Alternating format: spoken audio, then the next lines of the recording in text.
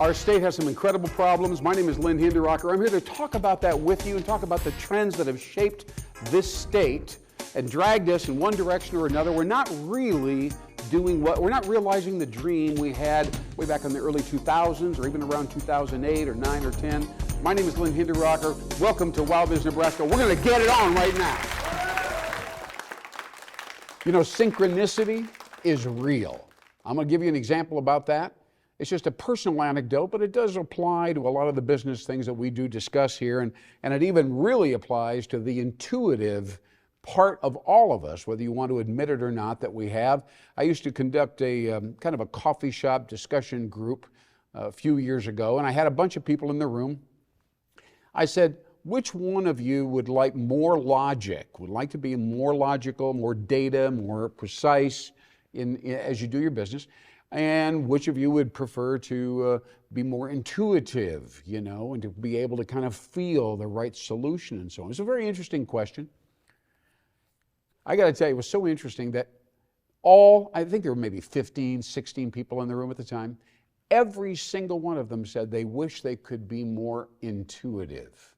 Not one of them said they'd like more data, more precision, more logic in their business development. It's always and was always about, how do I become more intuitive? How do I feel what the right thing to do is? If an idea has been planted in my heart, is the way somebody said that, how do I follow through on that and know for sure that I'm on track, even though it seems in my gut like the right thing to do? It's a very interesting conversation. I was in downtown Omaha today, and they're running an errand down there, meeting with some people, and I kind of walked by a nice little business there, and it said BOLD on the outside of the business. Now, you may or may not know that there's a family called Bolding here in the Omaha community, and they're experts, they're professionals in office furnishings. All right, that's a big industry. All Makes is in that industry. Obviously, SBI is in that industry, and some other players as well. But Bold has been the name of their organization for some time, for obvious reasons. And they kind of got lost. I lost where their showroom was. I thought, well, maybe they've closed the business. I didn't know. So I was walking by. Now, here's why it struck me, because I'm very interested in office furnishings. I'm very interested in the environment and the effect that it has on humans from a mood point of view, emotion, vibes, whatever you want to call it. If you move into a room and you have your computer and you got to do some work, it varies greatly from one person to another as to exactly the kind of space they want to be in. So this is kind of my mindset here. Now, I'm going to back up now. I'm going to give you a backdrop on this, and then we'll go forward. One of the books that I've been reading, I have a kind of a big library over the years, and here's the book. I'm going to hold it up right now. Peter Diamandis. Peter Diamandis is a visionary. He's a tremendous business person. He understands entrepreneurial development, etc. And so this is a book I bought years ago called, obviously, Bold. I'd read the book a couple times, and I put it away, but I brought it out this very morning, early in the morning, and I was riffling through it for certain quotes and ideas and so on. So I had the word bold in my consciousness. And then I'm downtown Omaha a few hours later, and I walk by this, quote, missing business that I hadn't seen for several years since the pandemic had come and went. And there it was, right? There is their organization with commercial furnishings all over and so on. And on the outside of their building is this word, bold. Now, I know that probably doesn't seem like any big deal, but I have to tell you that being bold in your strategy, in your goals, your vision, the way you connect with people and so on, I believe that it's an extremely important thing, and it's applicable right now as many companies are kind of being everything but bold. They're kind of pulling back. It's almost like they're underneath an umbrella or something. They're just kind of hanging in there, trying not to get hit by inflation and supply side distribution and all kinds of competitive thrusts, right? There's a little bit of passivity and doubt because of the uncertainty in the marketplace today. So my message to those people, inspired by the coincidence and the intuitive blend of these two things, one on my library and one downtown Omaha. But the word bold is planted in my mentality. And I just wanted to tell you, I think that's extremely relevant today as you develop your strategy, your innovation plans going forward in 2023. Now, I'm Lynn Hinderaker with WowBiz Nebraska. Some of you know that, some of you don't. Thanks for checking me out here. We have a lot of interesting things to discuss, but creativity and innovation is kind of the central idea. And really, I got to tell you, I think it's the central idea behind Nebraska's revitalization.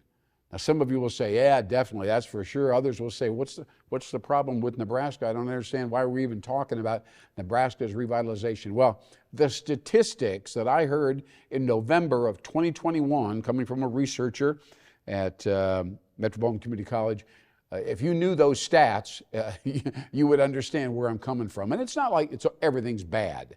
But Nebraska is struggling to attract a younger, under 40 professional and to keep them, to retain them.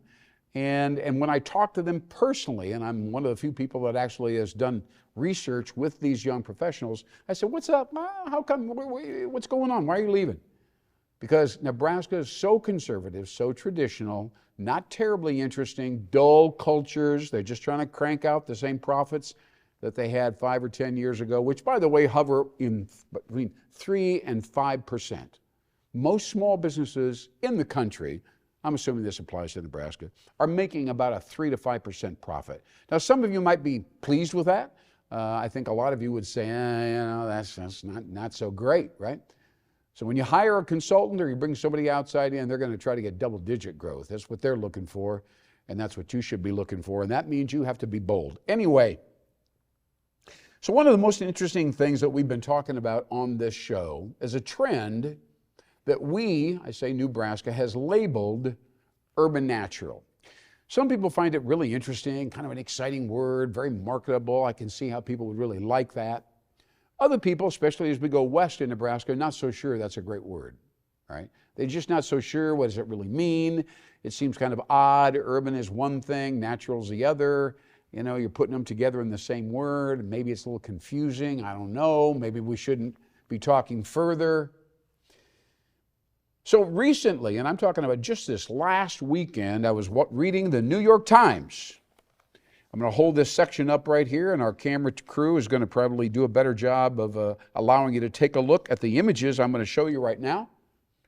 But this is a special segment inside of the newspaper, and that's a very credible paper, and some incredible photographs of urban natural buildings. Now, they're focusing mostly on residential buildings, but all of the principles and everything you see here in this segment and in many, many other things that we have available apply to commercial businesses as well, offices and so on, with just, a little bit of tweaking.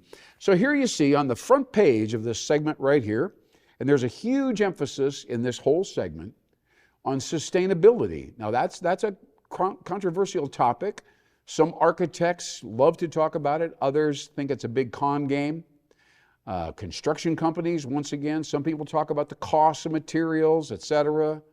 Some people say that's just a nonsense green thing. Other people say this is at least 50% of what the next generation of citizens in the state of Nebraska really, really care about. Sustainability, also I would say wellness, by the way, those two things, pretty important, probably 80 to 90% of their priorities. Also, restoring historical buildings, by the way, is a very important part. And avoiding violence and avoiding guns. Very important to these people. They don't want anything to do with all that. But that's another topic. Now, here we are. Here's an urban natural residence. Gorgeous, obviously. And you can see, even from the vantage point where you're watching there on TV, you can see the dark wood areas contrasting, this is the key idea, right next to synthetics, steel, concrete, glass. You put these two opposites together, some fascinating things happen with human beings. And I'll tell you what that is in just a minute. Remember, sustainability and style, which you saw right now, but then science is also part of this. Basically, it's been proven that when human beings see buildings and any visual imagery, frankly, where two opposites come together. It triggers the visual cortex in the human brain and stimulates the release of dopamine. Yeah, dopamine in the human brain.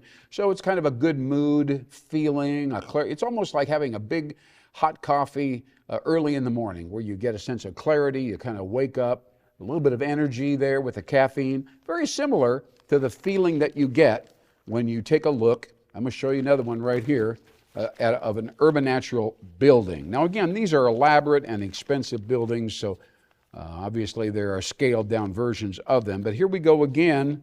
I think you can see a lot of wood and metal combined here on this particular residence. A lot of grass and greenery around the base of the building. That's very attractive. So that's soft. See, that's soft imagery in contrast to the hard, rigid lines of the building that's 6 or 8 feet away. So another great example of urban natural design. And the question that you have to talk to architects about is, are you up to speed on this? And by the way, you can call it, you can leave the trade name out and call it neuroaesthetics. Right? Now they're more comfortable talking about it. Oh yeah, we've heard about neuroaesthetics. Yeah, that seems like kind of a cool thing. Frank Lloyd Wright, Robert Vinton, Paolo Soleri, all of them were very interested in what is the relationship between the environment and human emotion, right? This is the key idea. And people have been pursuing this and talking about it and designing it and writing books about it and trying to come together. And we, ladies and gentlemen, I'm telling you something right now, I don't mean to make a big deal about it, but I got to tell you, nobody understands except for us. Neuroaesthetics, as it applies to construction, architecture, and landscaping, we have the corner on that, and it's a very interesting topic that has great relevance if you're an economic developer or a mayor or somebody that's trying to attract people into your city. You can develop an urban natural neighborhood, and it would be very attractive to the young people that need to come to this state, Now, my name is Lynn Hinderaker. This is WowBiz Nebraska. You might know about this. We've done over 90 shows since 2018. We're very excited about the potential. And by the way, if you know an expert, somebody that is involved in business in our state, maybe doing some innovative things, new things, please let me know. Please let me know at newbraska.com. We'd love to interview that person and talk to them and ask them what they think about bold strategies, particularly at this time.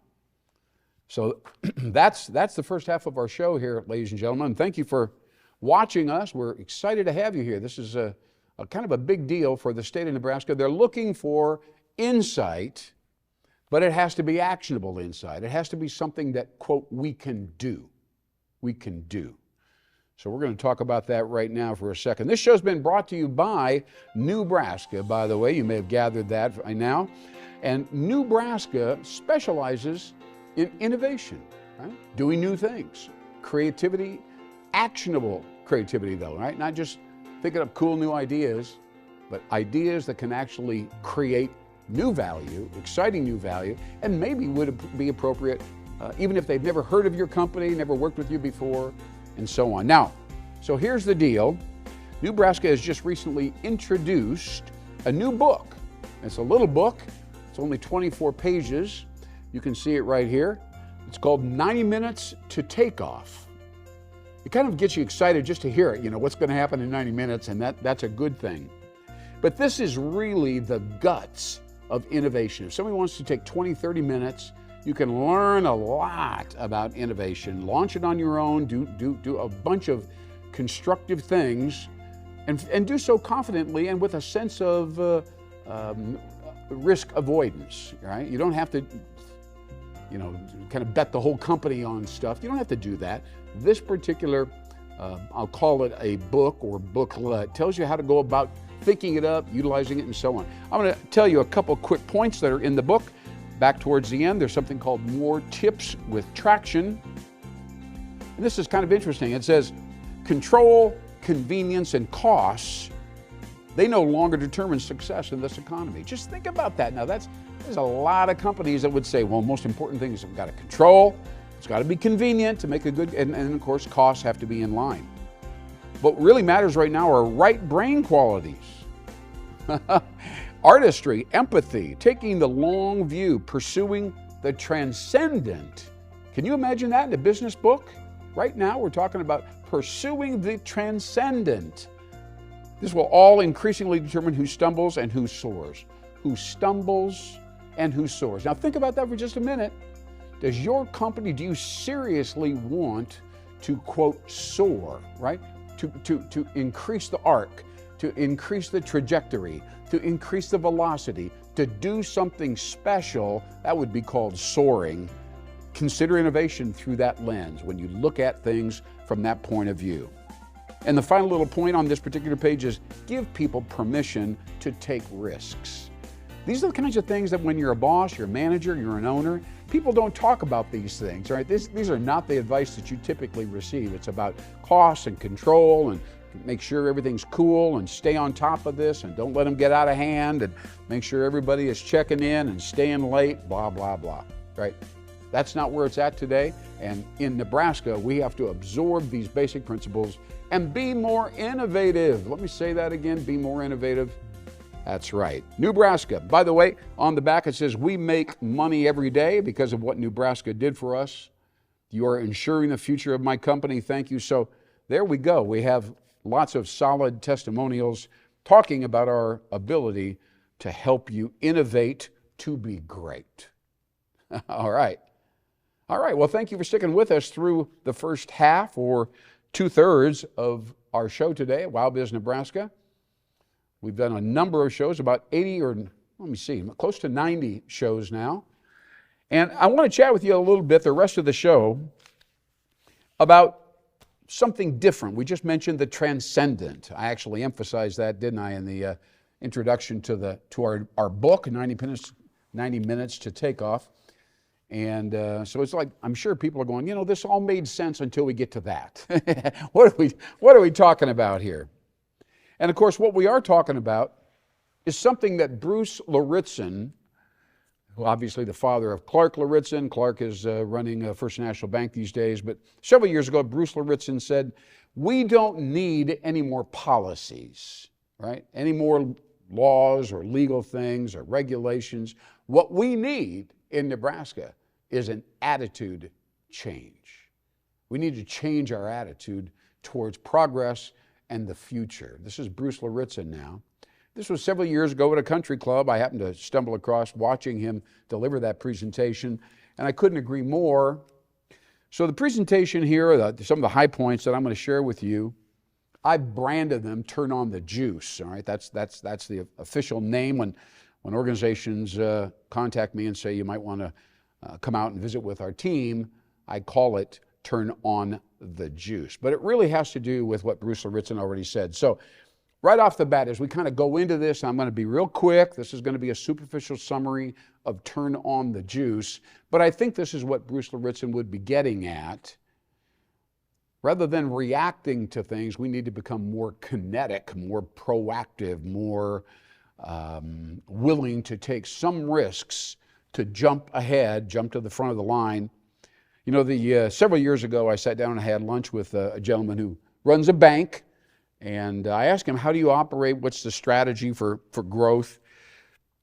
And he says, you know, Lynn, what we do is we just keep an eye on our competitors. We watch what everybody does. And then when they introduce a new product or a new service or interest rate or whatever it is, he said, we let them do it first, and then we copy them and try to do it better than them. That's our strategy. He was pretty proud of that. I was pretty disappointed to hear that. Because there are so many opportunities right now for us to do what I would call exponential thinking, not that kind of incremental tweaking. But right off the bat, I have to tell you, a lot of people that I visit with about exponential thinking or turning on the juice or whatever, they kind of go back to their weaknesses. This very common thing. We all do this to some extent. But right off the bat, I want to just say, focusing on your weakness will distract you. That's the number one thing. We all make mistakes. We've all had setbacks in our careers. Nobody's interested in hearing much about any of those. But if you embrace them and kind of bring them into your foreground all the time, they're going to keep distracting you from pursuing what's in front of you, the opportunities that are beckoning. All right. Now, I love using metaphors. I used one in a previous show about Muhammad Ali, and I'm going to use one now, and I'll just use a phrase that describes it. A tiny acorn doesn't build the tree, does it? Not really. The life force, we'll call it the energy, if you would, that courses through the seed to energize and activate the energy that's implicit now in the seed. Now, I don't mean to sound too simplistic, and I don't mean to sound too esoteric, whatever, but I got to tell you, it's a fantastic metaphor, right? We have to realize that there is energy in our world, all right? If you want to ignore it, that's up to you. But when people I talk to say, yeah, that was a really good meeting we had or whatever, and they say, there's energy. I picked up on energy coming from you, Lynn. It kind of made me feel energized and optimistic about the next meeting that we're going to have. So I just mentioned this word life force. I mentioned juice. I'm going to talk about that in a minute. But the question is, why are we, earlier in the show and in the previous shows, I've talked about how America is struggling with depression. People seem a little bit miserable, malaise. They're not sure what they're doing. They're unhappy about their lives, blah, blah, blah. Why is that? Right? Why is that, really? Well, a gentleman, a very brilliant man from almost 100 years ago, answered the question by saying, we're repressing our life force, our own natural life force, the energy that is there to course through us, right? And positively impact people around us, vendors, collaborators, loved ones, whatever. We're repressing the very energy that people want from us. I know that seems a little weird. Here's another way to think about it before we get too deep. When you were a kid, you probably played Annie I Over. You ever play that game? It was a great game. I had a garage out in my farm area there, and I'd try to find somebody, my parents or somebody, and we would throw a ball over the garage back and forth. And of course, the ball would bounce with erratically one way or another. It would bounce on the roof of the garage in that particular case. It'd go one way or go the other. And of course, if you could run over and catch it, that was the goal. And then you'd say, okay, here I go, Annie I Over. I'm going to throw it over the garage again. It was endless. It was just endless. And it was always unpredictable. And this is the thing I want to say. When I talk to people, they go, I don't know about business. I can't really tell, I can't figure out where we're going to be and the economy, and I'm not sure about inflation. And I don't know if I should raise. This uncertainty stalks us. And we see it as a negative, right? And so I tell them, let's just pretend we're playing Annie I Over, right? All kinds of incidents and circumstances will happen with a lack of certainty. They're unpredictable, and they're fun, right? This is how you turn on the juice. You want to move from this kind of malaise, this tired attitude, to inspired. Somebody says, well, okay, I'm inspired. I get the idea, the energetic idea. What am I doing? What are we doing with all that? Number one, you have to follow your journey. Your journey. We all are given a sense of destiny, a sense of identity, and you have a journey to follow. There is a higher purpose. This is another thing that in business these days, there is some talk about you need to be able to offer up your workers, your employees, give them some higher purpose, something they can kind of feel transcendent about, right? Something that's really, really important at a higher level. And the final idea is, who will you serve, right? Because service does, in fact, make us feel better than anything else, is doing something for somebody else that, wow, it really made a great difference. Thank you so much. It fills us up inside, gives us a certain amount. It restores our life force. So I'm just continuing forward as we're wrapping up here. And I want to ask you this question. Do you see yourself as a force in the world? I mean, we're just talking about some of these kinds of things. And I know this. You don't have to answer me. I know that we all need to feel and express some heroic impulses. Right? We all have heroic impulses. I've talked about it before. Intuition, imagination, vision. I could be this. Somebody told me that. I could be this. I want to do something that nobody else really can do. I'm trying to get a handle on that. These are all heroic impulses and very important for you to have. If you repress them and say, none of that matters, you're going to live a mundane life. Yes, you will. And finally, just to wrap up here, I'm going to give you a principle. I'm going to read it. There is a great purpose. There is a great purpose in your existence. I'm saying that right now, WowBiz Nebraska. I'm Lynn Hinderaker, and I'm telling you again, there is a purpose behind your being here. We want success and achievement, to be sure, but mostly, and when you get older, you'll realize this even more, but mostly we want significance and meaning that serves a bigger idea, a greater purpose.